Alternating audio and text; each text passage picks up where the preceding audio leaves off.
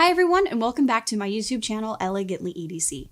I bought some jeans the other day with actual pockets, so to my delight, inspiration struck for my next EDC topic, items that I like that actually fit in my pockets. Now this is not a comprehensive kit, and I'm not saying that I carry all of these items at one time, as you'll come to find it would be woefully inadequate. I am saying though that on the Venn diagram of things that I like and things that fit in my pockets, these items fall into that overlap. So I'll start with this. A vintage trench lighter, or I should say vintage inspired, as I purchased this on Amazon about 2 months ago. It's roughly the same dimensions as a cigarette, so pocket space wise means this takes up hardly any room. It's sleek and discreet, and I went for the gold color as it felt more antique than the silver option did. The history of trench lighters actually fascinates me, as early records during World War I and World War II talk of men making these lighters out of bullet casings and scrap metal originally.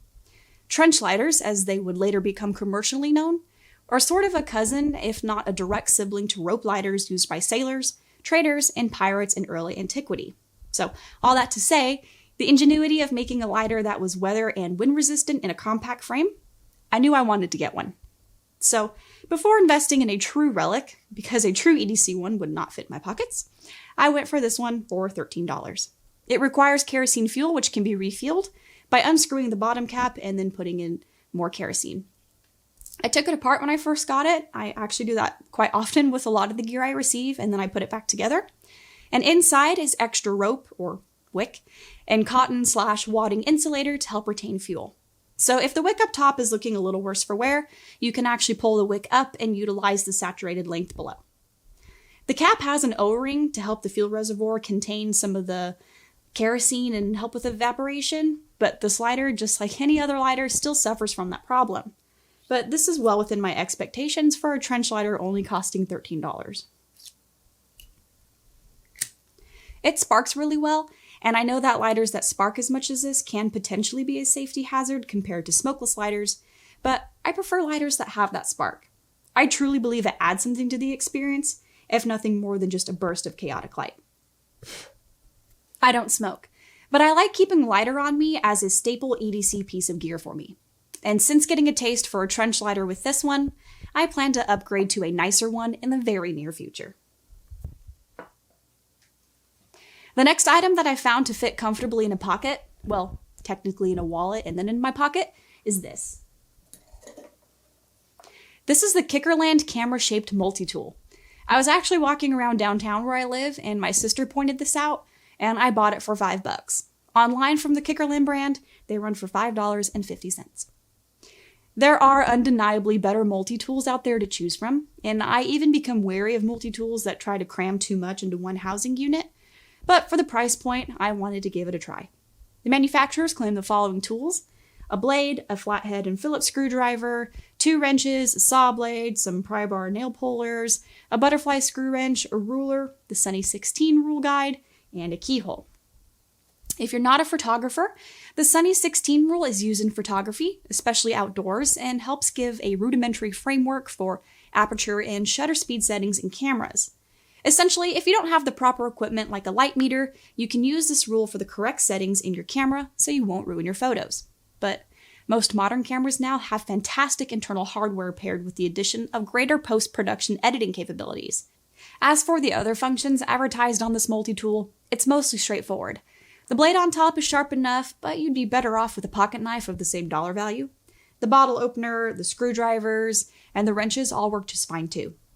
The center, or the auxiliary directional indicator, is a Hail Mary compass if something were to go horribly wrong and you get lost. You'll need to place this on a floating object in still water for it to align with the magnetic North Pole. I wanted to test whether or not this stainless steel was magnetic, because most of the time, stainless steel is not, unless it's been hardened a certain way. So I ran an experiment in my kitchen, where I got a large pan of water, a piece of plastic that could move freely within it, and put the multi-tool on top so it could float. And then I let the water settle down. It did not rotate to magnetic north, but instead floated and pointed in the same direction the entire time. So I don't know if I did the experiment wrong, or perhaps this just isn't magnetized, but oh well. When compared to the tools offered by a Swiss card, the KIKKERLAND definitely offers more, and for a steeper discount to boot, but I still know which one I would rather carry on a regular basis. However, I still enjoy this delightful little gadget, and it's not bad to have as a spare multi-tool.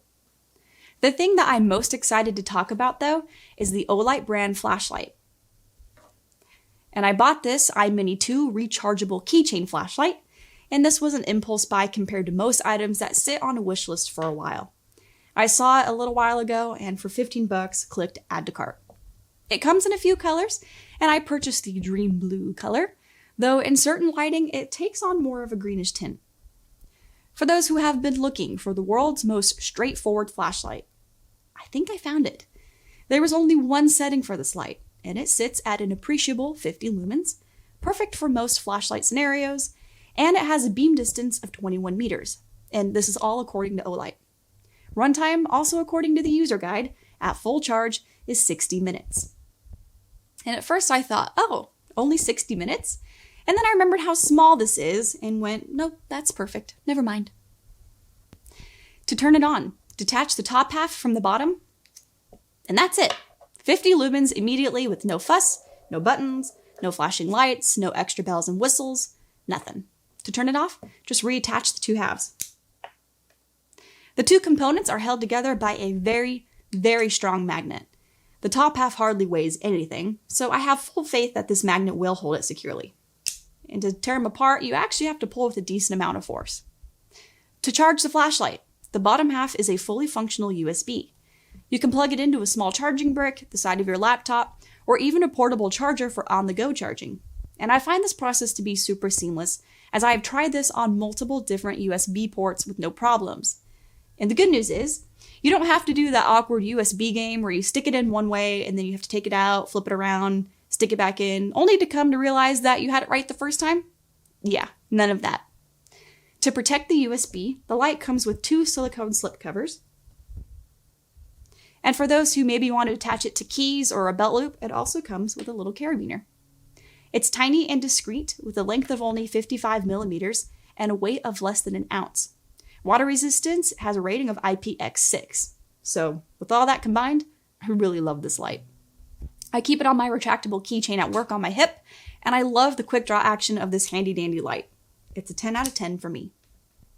And for the Leatherman tool fans, a long overdue shout out to this tool.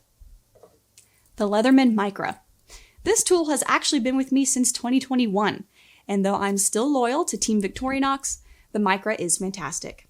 To its well-earned credit, Leatherman is just as much a household name for multi-tools, and for good reason.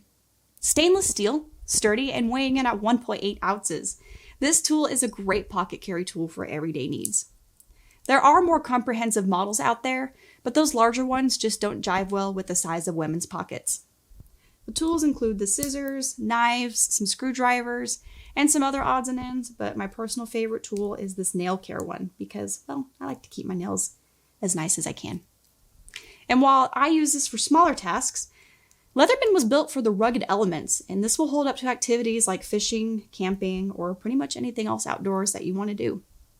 I can appreciate just how compact this housing unit is for all of the tools, and accessing the individual tools is really smooth.